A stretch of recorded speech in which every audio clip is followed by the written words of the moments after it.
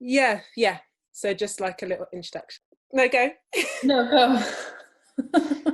No, finish the thought. I'm Annie, I'm in LA. I'm Anna-Maria and I'm in St. Leonard's-on-Sea. What do we want our relationship to be? What has this work made us realize about friendships? And what's at stake? Everything. I'm speaking about sexism and racism, and I think that is needed as a black woman that have a real function in coming out with a white woman and saying these things. I think it's important that they were friends, about the original image, doing something together that belongs to them. It's so much more powerful to me that they were friends because I don't know, I've never had that conversation before. Nor have I. We did one long take. So she's looking at eyeliner when you're here. So the lighting's pretty killer now. They look more epic to me now. Yeah. And they should just speak to each other. Great. And we come in. Hello. It should be easy to talk about because that's part of us. I saw that image, it reminded me of my mother. It's coming up to her anniversary of her death, and just the things she told me when she was younger, I couldn't believe what she experienced. All the complexity of relationships of black and white women, and where we sit and where we can sit in solidarity and where we can also sit in our differences. You're trying to physicalize a mental process, really, when you're doing that. You don't see much imagery like that of women now. That fierceness that you lose when you smile because women are taught to smile and be soft and be agreeable. What it's like to be a woman during that time, and whether things have changed or not, I don't know if they have. The genesis of the idea started when I was in New York and I found it really racialized. That's when I started reaching out to Annie. It was like that I didn't hear it at first. It was difficult to begin with.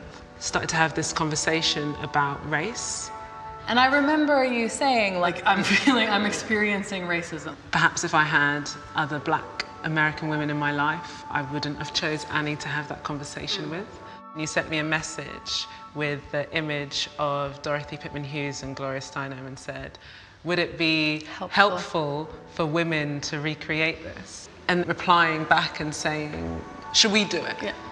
Take the picture. Let's take a picture. So Anna-Maria will help you find one of them. You should probably leave your vest on. You're going to be over here. Right. Brilliant. And then we're going to go. Yes! And I really want to see your face. Ready? Yeah. 1, 2, 3, get it up. Yes. Ah.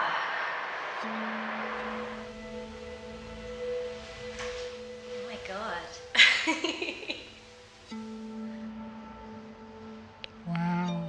Wow.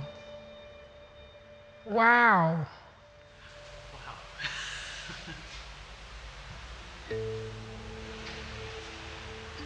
Power. Was what you said about strong. I see a lot of strength there.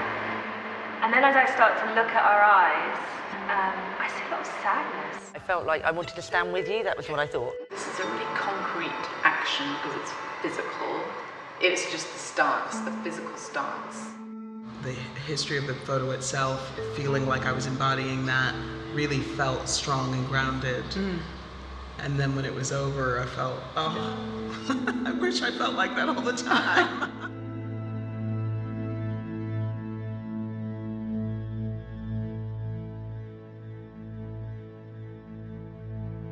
I think that's something about that, not speaking. Like, what are the words? I can't find the words, but the image and the visual and the being, in a way, for me, is more articulate and clear than all the words. Definitely, like a year ago, I did feel like I don't know if our relationship will survive the project. Yeah. And then I was like, do I want to? But then I also felt like we've gone so far down the road that I don't know if we were to stop the project, it would survive anyway. So it was either like it had turned this point where either we have to go all the way down the road, either way it's not going to happen.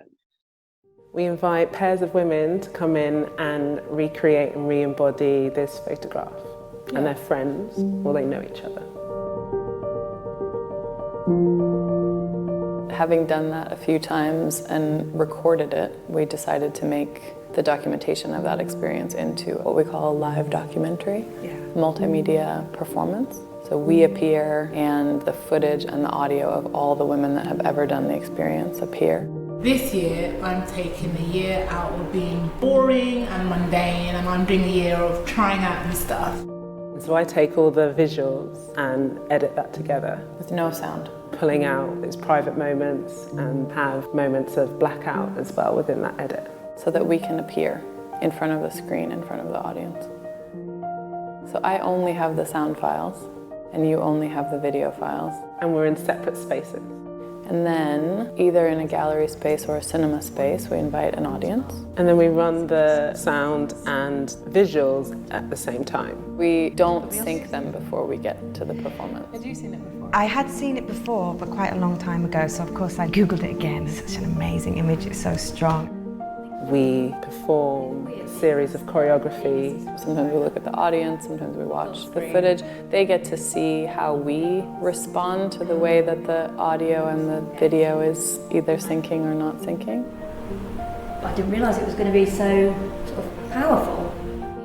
In terms of how it works together, we are discovering that all together. Hearing, seeing at the first time.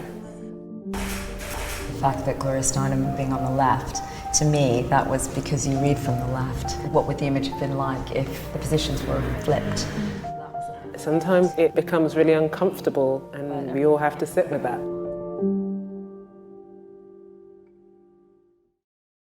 All right then. See you. Bye.